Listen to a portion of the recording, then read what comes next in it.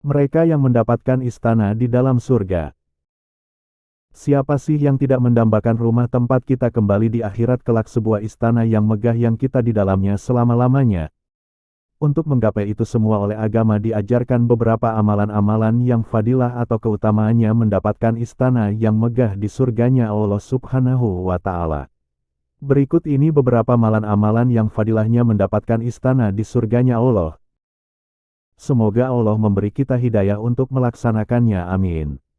Yang pertama adalah, mereka yang membangun masjid karena Allah Subhanahu wa Ta'ala. Ini selaras dengan hadis dari Abu Dzar, dia berkata, Rasulullah bersabda, barang siapa yang membangun sebuah masjid walaupun sekadar sangkar seekor burung, niscaya Allah akan membangunkan untuknya sebuah istana di dalam surga. Maksud daripada sekadar sangkar seekor burung yakni walaupun sumbangannya sedikit untuk pembangunan masjid, sekadar nilai sangkar burung akan tetapi di sisi Allah besar balasannya. Di hadis lain diceritakan yang artinya dari Abdullah bin Umar, dia berkata, telah bersabda Rasulullah, barang siapa yang membangun masjid karena Allah, niscaya Allah akan membangunkan untuknya sebuah istana yang terlebih luas daripada itu.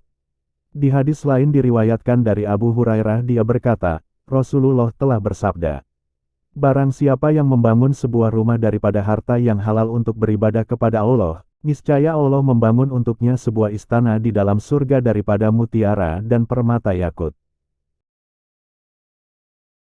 Yang kedua, mengeluarkan sesuatu yang hina di dalam masjid.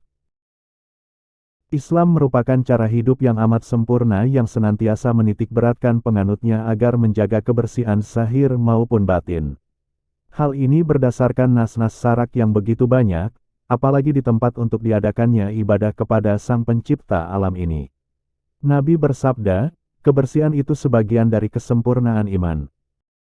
Di antara amalan yang tinggi ganjarannya di sisi Allah seperti yang tadi disampaikan yaitu membangun masjid, akan tetapi tidak semua orang bisa melaksanakan ibadah itu karena keterbatasan ekonomi masing-masing orang.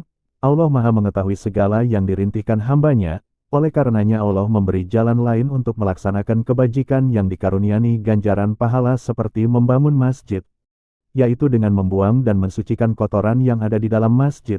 Hal ini selaras dengan sabda Nabi yang diriwayatkan dari Abi Said Al-Khudri, dia berkata, Rasulullah bersabda, barang siapa yang mengeluarkan sesuatu yang keji di dalam masjid, niscaya Allah akan membangunkan untuknya sebuah istana di dalam surga. Yang ketiga, menutup lubang di jalanan. Tidak sempurna iman seseorang sehingga dia berkasih sayang kepada saudaranya seperti dia berkasih sayang kepada dirinya sendiri. Demikian penegasan baginda Nabi terhadap umat Islam agar tidak bersifat mementingkan diri sendiri dan tidak menghiraukan apa yang terjadi terhadap orang lain. Sikap bertanggung jawab terhadap apa yang berlaku, lebih lagi kepada perkara yang memudaratkan diri sendiri atau orang lain adalah sebuah perilaku yang dipuji oleh Allah maupun oleh manusia bahkan binatang sekalipun. Rasulullah bersabda yang diriwayatkan oleh Aisyah, barang siapa yang menutup lubang di jalanan, niscaya Allah akan mengangkatnya dengan sebab perbuatannya itu ke suatu derajat, dan Allah membangunkan untuknya sebuah istana di dalam surga. Yang keempat, memelihara 12 rakaat sholat sunnah rawatib. Di dalam hadis qudsi Allah berfirman yang bermaksud, bukanlah seorang yang hendak menghampiriku dengan melakukan amalan yang difardukan ke atasnya, tetapi sebenarnya hambaku yang senantiasa berdampingan denganku ialah mereka yang memperbanyakkan amalan sunat, sehingga akulah yang menjadi pendengaran, penglihatan, tangan, kaki dan hatinya. Amalan fardu diibaratkan oleh Imam Al-Ghazali seumpama modal utama di dalam perniagaan dan amalan sunat itu adalah keuntungan dari perniagaan itu. Rasulullah bersabda, tidak ada di kalangan hamba-hamba yang muslim sholat karena Allah setiap hari 12 rakaat sunat yang selain fardu, melainkan Allah membangunkan untuknya sebuah istana di surga atau melainkan dibuatkan untuknya sebuah rumah gedong di dalam surga. 12 rakaat itu ialah, 4 rakaat sebelum zuhur dan 2 rakaat setelahnya, 2 rakaat sehabis maghrib, 2 rakaat sehabis isya, dan 2 rakaat sebelum subuh. Yang kelima, memperbanyak sholat duha.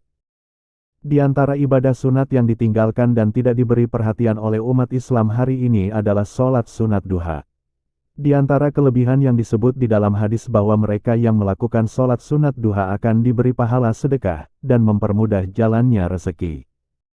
Dari Anas bin Malik dia berkata, aku pernah mendengar Rasulullah bersabda, barang siapa yang sholat sunat duha 12 rakaat, niscaya Allah akan membangunkan untuknya sebuah istana di dalam surga yang diperbuat daripada emas. Sementara surah yang disunahkan dibaca ketika sholat sunat duha, adalah surah Asy-Syams dan Ad-Duha, dan waktunya bermula dari terbitnya matahari kira-kira setombak sampai sebelum matahari tepat di atas kepala. Yang keenam, membaca surah Hamim Ad-Duhan pada malam Jumat atau pada harinya. Daripada Abi Umamah dia berkata, Rasulullah bersabda, barang siapa membaca surah Hamim Ad-Duhan pada malam Jumat atau pada hari Jumat, niscaya Allah akan membangunkan untuknya istana di dalam surga.